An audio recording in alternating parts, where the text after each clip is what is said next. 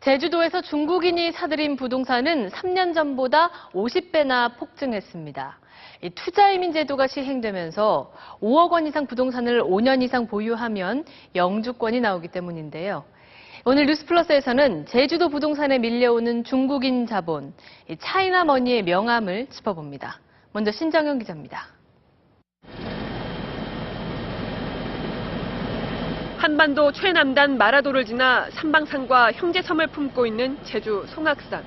이 산자락 37만 제곱미터가 최근 중국 부동산 개발 회사에 팔렸습니다. 6성급 호텔과 콘도 등 대규모 휴양단지가 들어설 예정입니다. 선조들로부터 물려받은 그런 아주 소중한 땅입니다. 넘어가서 그들만의 잔치, 그들만을 위한 개발이라고 하면 상당히 좀 문제가 될. 유럽 전원주택 단지처럼 꾸며진 이 리조트는 320가구 가운데 280가구가 중국인에게 분양됐습니다.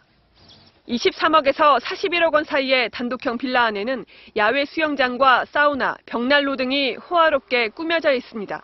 아르헨틴 반도는 여기보다 가끔씩이에요. 벨시차빈. 근데 위치가 너무 거푸장 바로 볼 수 있어요. 가격은 비싸요. 900세대가 넘는 인근 대규모 리조트 역시 절반 가까이가 중국인 소유. 회원과 비회원이 모두 숙박할 수 있는 기존 콘도와 달리 세대마다 주인이 있는 사실상 개인 별장입니다. 중국 자본이 고가의 주거용 리조트에 몰리는 이유는 뭘까요? 외국인이 제주도 내 50만 달러 이상 휴양 체류 시설을 사면 거주 비자를 주고 5년 뒤 영주권까지 주는 투자 이민 제도가 시행된 뒤 나타난 현상입니다.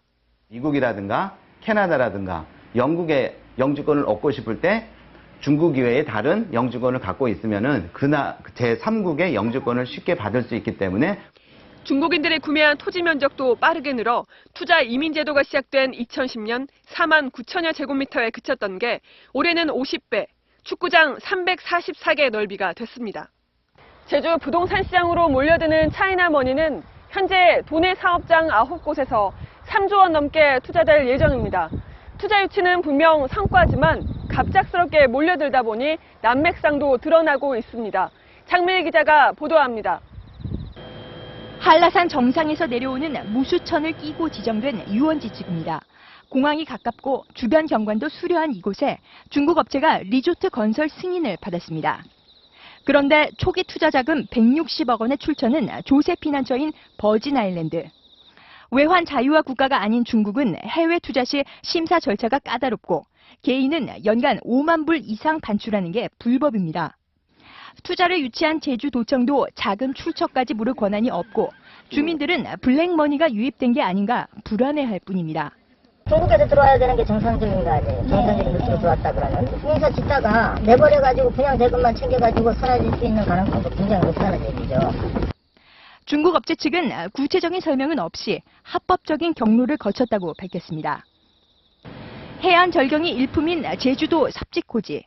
한국과 중국 회사가 공동으로 짓고 있는 호화 리조트의 모델 하우스에는 중국인들이 곳곳에 눈에 띕니다.